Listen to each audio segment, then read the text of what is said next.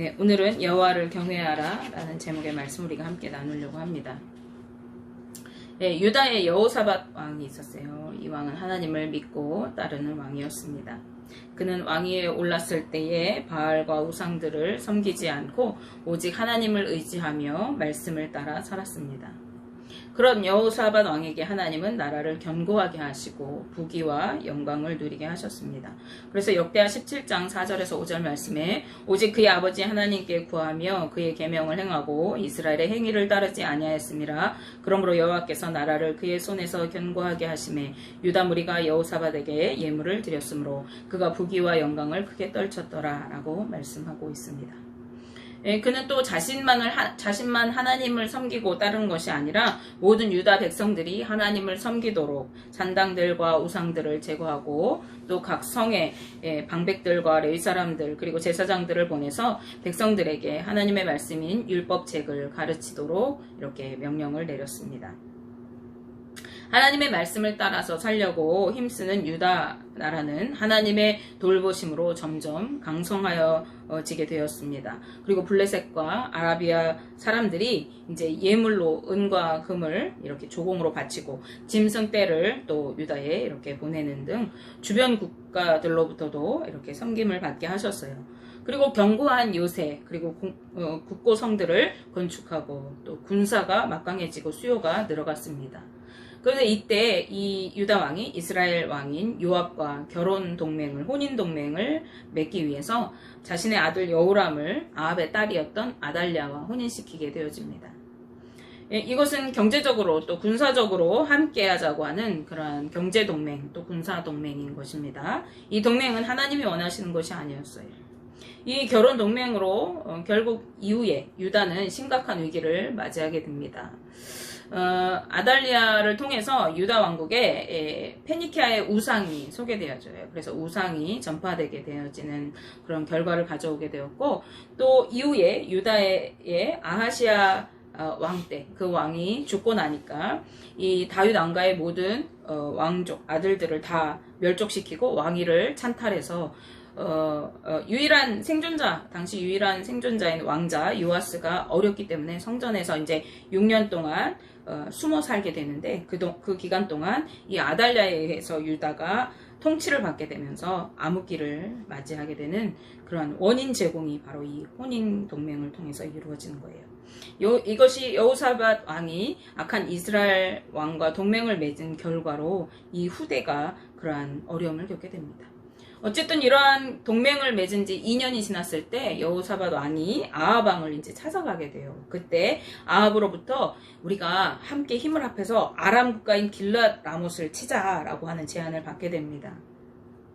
이제 동맹을 맺었기 때문에 여호사밧 왕이 이 제안을 받아들이게 돼요. 나는 왕과 마음을 같이 하겠다. 내 백성은 당신의 백성이다. 이렇게 이야기하면서 그 대신 우리가 먼저 하나님께 이 전쟁에 대해서 여쭤보자 라고 이렇게 제안을 하게 되어집니다.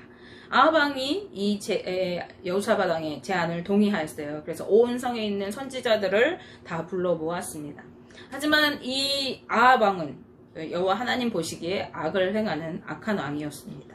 따라서 하나님의 음성을 듣기보다는 자신이 듣기 좋은 소리를 하는 거짓 선지자들의 그런 말을 더 의지했어요. 그래서 결국 아합 왕은 승리를 예견하는 거짓 선지자들의 말을 듣고 하나님의 참 선지자였던 미가야가 그 전쟁을 가시면 안 됩니다. 그러면 죽을 것입니다. 이렇게 만류함에도 불구하고 그 예언을 묵살하고 전쟁을 하러 나가게 되어집니다. 그리고 전쟁에서 돌아오기까지 그 미가야를 옥에 가두도록 이렇게 명령을 내리게 되어져요. 그래서 이제 이 연합군이 아람을 대항해서 출격해서 싸우러 나갔는데 결과는 어땠을까요? 하나님께서 원하시지 않는 전쟁이었기 때문에 대패를 하게 되어져요. 그리고 이 아합 왕은 왕복을 벗고 병사처럼 이렇게 옷을 입고 전쟁에 나갔지만 그 전쟁에서 죽음을 맞이하게 되고 맙니다.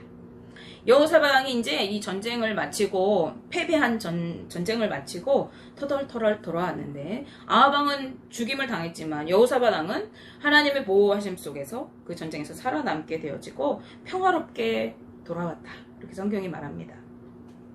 그런데 이 여호사밧 왕이 자기네 고국으로 돌아왔을 때 예후를 통해서 하나님은 그를 책망하십니다. 역대하 19장 2절 말씀에 하나님의 아들 선견자 예후가 나가서 여호사밧 왕을 맞아 이르되 왕이 악한 자를 돕고 여호와를 미워하는 자들을 사랑하는 것이 옳으니까 그러므로 여호와께로부터 진노하심이 왕에게 임하리이다 라고 이러한 책망의 경고의 말씀을 듣습니다. 예후 선지자가 경고하는 그 말을 들은 여호사밧 왕은 그것을 이제 겸허히 받아들여요. 자기가 그 전쟁의 패배를 통해서 봤잖아요. 이것이 하나님께서 원하시지 않는구나. 거짓 선지자들의 예언도 들었고 또 하나님의 선지자 미가의 경고도 들었고 그리고 전쟁의 결과를 보았던 이 여호사밧 왕은 그 예후의 그 경고의 메시지를 듣고 그것을 겸허히 받아들입니다. 그리고 자신의 백성들과 함께 회개하고 율법을 따라서 공의로운 통치를 이루기 위한 그러한 기반을 확립하기 시작합니다. 다시 종교적인 개혁을 이루고 정권을 정비하는 거예요. 그래서 유다 성읍마다 레위 사람들과 제사장들을 세워서 이제 그들로 하여금 백성들을 다스리게 하고 재판하는 일을 담당시킵니다. 그러면서 여호와를 두려워하는 마음으로 또 경외하라라고 하는 말을 오늘 우리가 읽은 말씀을 이렇게 선포하고 있는 거예요. 우리 9절만 봤지만 역대하 19장 7절 말씀도 보면요. 그런즉 너희는 여호와를 두려워하는 마음으로 삼가 행하라. 우리의 하나님 여호와께서는 불의함도 없으시고 치우침도 없으시고 뇌물을 받는 일도 없으시니라 하니라. 아멘. 너희가 뇌물도 받지 말고 불의하게 판결 내리지도 말고 하나님 앞에서 두려운 마음으로 판결을 내려서 공정한 판결을 내리라 라고 하는 거예요. 그리고 9절 말씀에 이어서도 그들에게 명하여 이르되 너희는 진실과 성심을 다하여 여호와를 경외하라고 말씀하고 있습니다. 하나님을 두려워하고 경외하는 자의 삶은 말씀을 따라서 순종하여 살아가게 됩니다. 또한 하나님을 향한 순종의 삶은요, 내가 하나님을 잘 섬기는데 사람과의 관계가 잘못되어질 수가 없어요. 하나님 앞에서 하나님 말씀 따라 순종하여 살아가는 삶은 사람과의 관계에서도 공의와 정의를 행하면서 바른 관계를 맺어가게 되는 것입니다. 그래서 이 어느 하나가 깨어지는 것은 우리의 믿음이 바로 서 있다고 하기가 어려운 것이죠. 우리가 하나님 앞에 바로 서 있다고 하면 사람과의 관계도 바르게 되어질 수밖에 없는 거예요. 특히 재판을 행하는 권위의 자리에 있는 때조차도 공의롭게 공정하게 바른 판결을 함으로써 한쪽으로 치우치지 않고 억울한 상황을 만들지 않게 되어지는 겁니다. 우리가 믿음으로 주님 앞에 서 있다고 하는 것은 그리스도인으로 우리가 살아간다고 하는 것은 하나님의 통치를 받는 하나님의 백성이라고 하는 것은 그 바탕에 무엇이 있느냐면 바로 하나님을 향한 경외심, 즉 하나님을 향한 두려움을 가지고 있어야 하는 것입니다. 이것이 신앙의 기본인 것이에요. 그러나 우리는 하나님을 경외하지 않고 하나님을 믿는다고 쉽게 말하고 또 그러나 신앙생활이 아닌 신앙생활을 하는 경우가 많이 있습니다. 우리가 하나님을 믿는다고 말하면서 말씀대로 순종하여 살아가지 않고 하나님을 믿는다고 말하면서 내 마음대로 하나님을 예배하고 내 마음대로 살아가는 경우가 많은 것이죠. 에스겔서 8장에서 11장 말씀에는 에스겔의 두 번째 환상에 대한 그러한 내용들이 기록되어 있습니다. 이 환상은요, 유다의 죄악으로 인해서 하나님의 징계를 당하게 됨을 계시하는 그러한 내용이에요. 유다 백성들은 하나님을 경외하지 않았습니다. 이때 당시 유다 백성들은 아주 타락한 죄악이 가득한 상태였어요. 하나님께서는 그들이 하나님을 업신여기고 잘못된 신앙을 가지고 행하고 있는 실상을 에스겔 선지자에게 낱낱이 환상을 통해서 보여주십니다. 먼저 하나님은요, 에스겔을 예루살렘 성으로 데리고 가셔서 안뜰로 들어가는 북향한 문을 보여주셨습니다. 그곳은 하나님의 영광이 임해 있는 곳이에요. 하나님의 영광이 그곳에 가득하였습니다. 그런데 그곳 북쪽의 제단 문 어귀에 질투의 우상의 자리가 있었다고 성경이 말씀하고 있어요. 하나님은 에스겔에게 이렇게 말씀하십니다. 에스겔 8장 6절 말씀에 그가 또 내게 이르시되 인자야 이스라엘 족속이 행하는 일을 보느냐 그들이 여기에서 크게 가증한 일을 행하여 나로 내 성소를 멀리 떠나게 하느니라.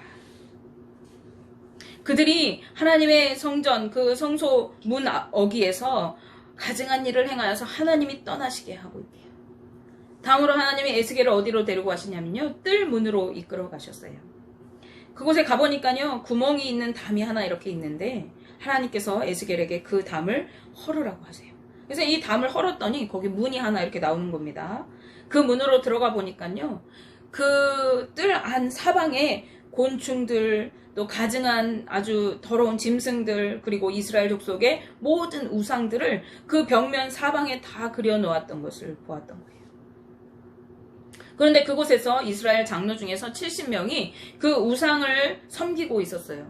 그들이 손에 향로를 들고 우상을 섬기는데 얼마나 그 우상들을 열심히 섬겼는지 그 연기가 구름같이 피어올랐다고 성경이 말씀하고 있습니다. 하나님께서 그러한 모습을 보여주시고 에스겔에게 또 이렇게 말씀하세요. 에스겔서 8장 12절 말씀에 또 내게 이르시되 인자야, 이스라엘 족속의 장로들이 각각 그 우상의 방한 어두운 가운데서 행한 것을 내가 보았느냐. 그들이 이르기를 여호와께서 우리를 보지 아니하시며 여호와께서 이 땅을 버리셨다 하느니라. 네.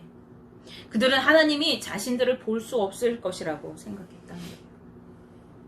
하나님께서 이 땅을 버리셨고, 그렇기 때문에 우리가 행하는 이 은밀한 이러한 일들을 어떻게 하나님이 아시겠느냐 하는 것입니다. 이렇게 이 장로들이 생각한 이유는요, 당시 이스라엘이 바벨론 포로기에 접어들어 있었기 때문에 그렇습니다. 이들은 자신들이 하나님과의 관계를 저버렸기 때문에, 자신들이 하나님 말씀을 따라 살지 않았기 때문에 하나님께서 이 땅을 버리셨다고 여겼어요. 그렇기 때문에 다른 가증한 우상들을 섬기면서 다른 것을 의지해야 한다고 여겼던 것이죠. 에스겔이 이번에는요, 하나님의 인도하심을 받아서 어디로 가냐면요, 성전으로 들어가는 북문으로 가게 되어집니다. 점점 성전 안쪽으로 들어가는 것 느껴지시나요? 예, 뜰 밖에서 또 뜰 그 성벽을 뚫고 들어갔더니 뜰 안에 사방에서, 그리고 이제 성전으로 들어가는 그 북문으로 이제 갔어요. 세 번째로 갔어요. 그곳에서 여인들을 만나게 되어지는데, 이 여인들이 그곳에 앉아서 우상인 담무스를 위해서 애곡하고 있었어요. 성전으로 들어가는 그 문 입구에서 하나님을 찬양하는 것이 아니라 우상을 향한 노래를 부르고 있었어요, 여인들이요.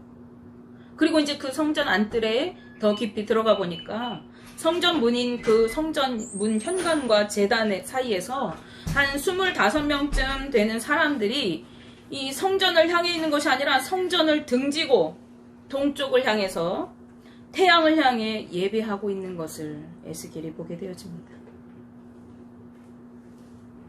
성전에서의 모습이 이 유다 민족들의 그 종교 지도자들의 모습이 이러했던 거예요. 하나님의 전에서 이렇게 우상을 섬기고 가증한 모습으로 하나님 앞에 서 있는 이들의 삶은 어떠했을까요? 그들은 삶에서 수많은 죄를 저질렀을 것이 분명한 것입니다. 하나님은 에스겔에게 이렇게 말씀하세요. 8장 17절 18절 말씀입니다. 또 내게 이르시되 인자야, 내가 보았느냐, 유다 족속이 여기에서 행한 가증한 일을 적다 하겠느냐. 그들이 그 땅을 폭행으로 채우고 또다시 내 노여움을 일으키며 심지어 나뭇가지를 그 코에 두었느니라. 그러므로 나도 분노로 갚아 불쌍히 여기지 아니하며 긍휼을 베풀지도 아니하리니 그들이 큰 소리로 내 귀에 부르짖을지라도 내가 듣지 아니하리라.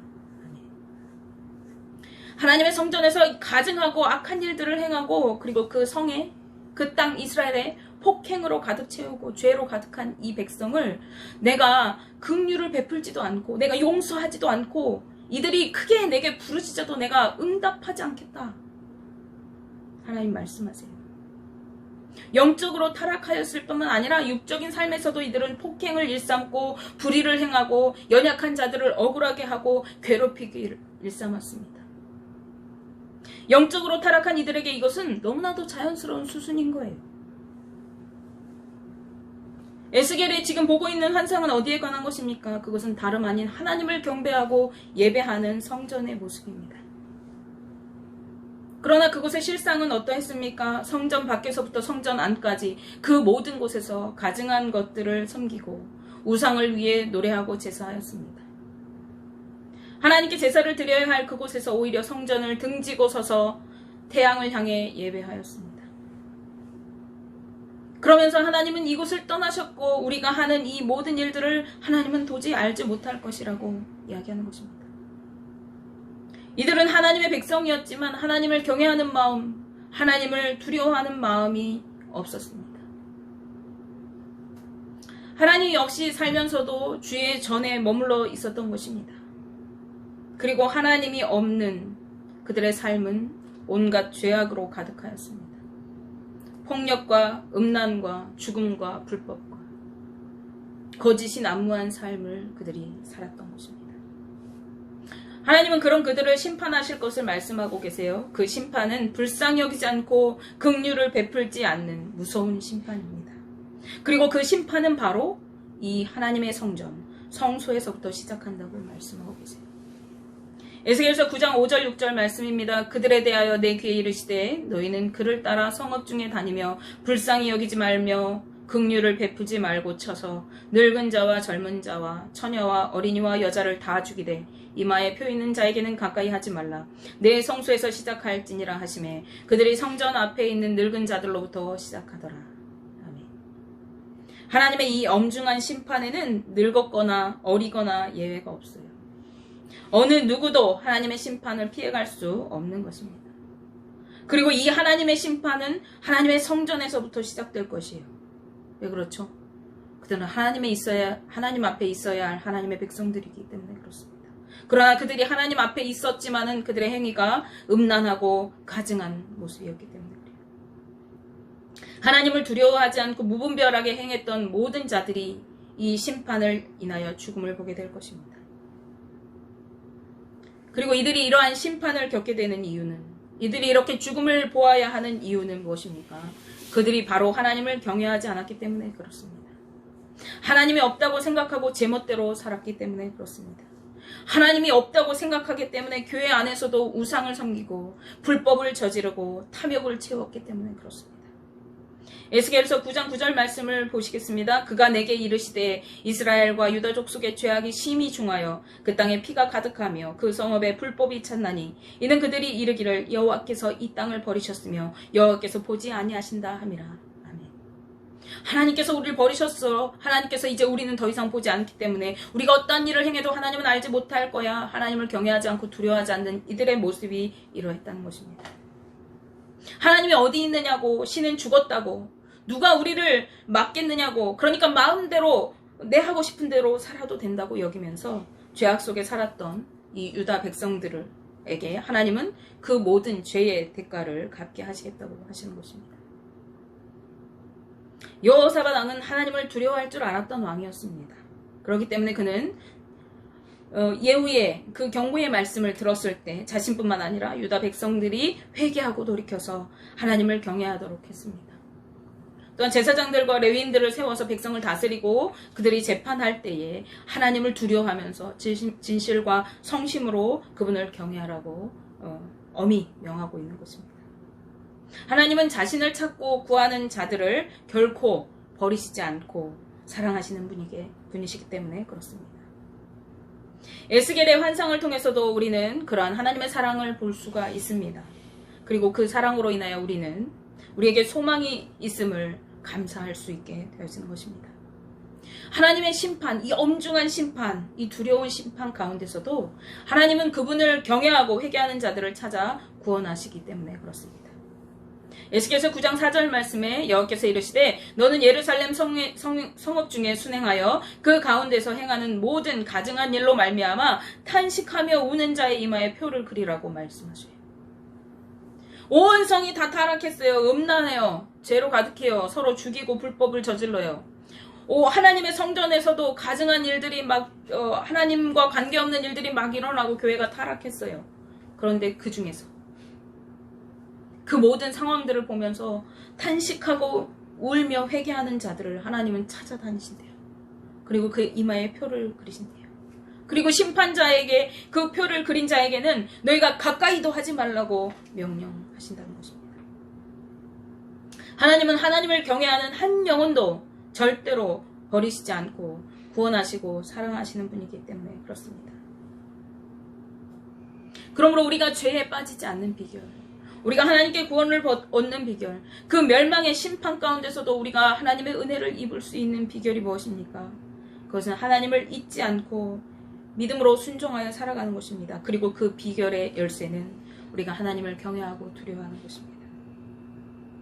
우리가 하나님을 경외하며 살아갈 때, 우리가 하나님을 두려워할 줄 알 때에 우리는 그분의 말씀에 순종하여 엎드릴 수 있어요. 우리는 그분의 뜻을 따라 살아갈 수 있습니다. 그런데 우리가 순종하지 않는 이유는 무엇입니까? 하나님이 두렵지 않기 때문에 그렇습니다. 세상의 사람들의 이목은 두려워할 줄 알면서 하나님은 눈에 보이지 않기 때문에 두려워하지 않아요. 세상에 나보다 권위 있는 사람 앞에서는 몸가짐을 단정히 하고 몸을 조아릴 줄 알면서 온 세상의 주인이신 하나님 앞에서는 아무렇게나 행동하고 아무렇게나 앉아 있습니다. 왜 그래요?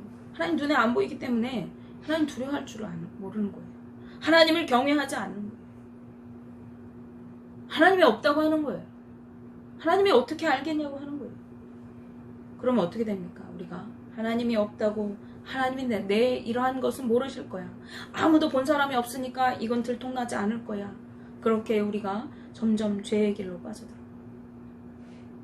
하나님이 엄중한 그 시선으로 우리의 머리털까지도 세시는 그 눈동자 같은, 불꽃 같은 눈동자로 우리를 지켜보신다는 그 사실을 우리가 잊어버릴 때 우리는 서스럼없이 죄를 지으면서 하나님의 성전에서도 갖가지 우상을 섬기면서 하나님은 이거 모르실 거야 라고 한다는 것입니다. 하나님을 경외하시기 바랍니다. 하나님을 두려워할 줄 아시기 바랍니다.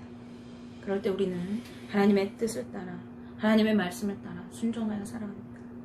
그럴 때 우리는 우리의 삶을 통해 하나님을 드러내게 될 것입니다. 하나님의 영광을 나타내게 될 것입니다. 하나님을 찬송하고 찬양하게 될 것입니다. 하나님이 하나님의 백성을 선택하시고 세우신 이유, 하나님이 하나님의 백성을 만드신 이유가 뭐라고 하십니까? 이 백성은 나를 찬송하기 위하여 내가 지었다라고 말씀하세요. 하나님께서 우리를 구원하여 부르신 이유, 우리를 통해서 하나님의 이름이 찬송받으시도록, 하나님이 우리를 통해서 하나님의 이름이 높임받으시도록, 하나님의 뜻이 이 땅에 선포되도록, 하나님의 나라가 이 땅에 이루어졌다라고 하는 그 통치를 선포하도록 우리를 세우셨다는 사실이에요. 원하기는 우리 동성교회 모든 성도님들이 하나님을 경외하며 두렵고 떨림으로 하나님의 구원을 이루고 하나님의 축복을 누리는 거룩하고 복된 삶 되시기를 주님의 이름으로 축복합니다.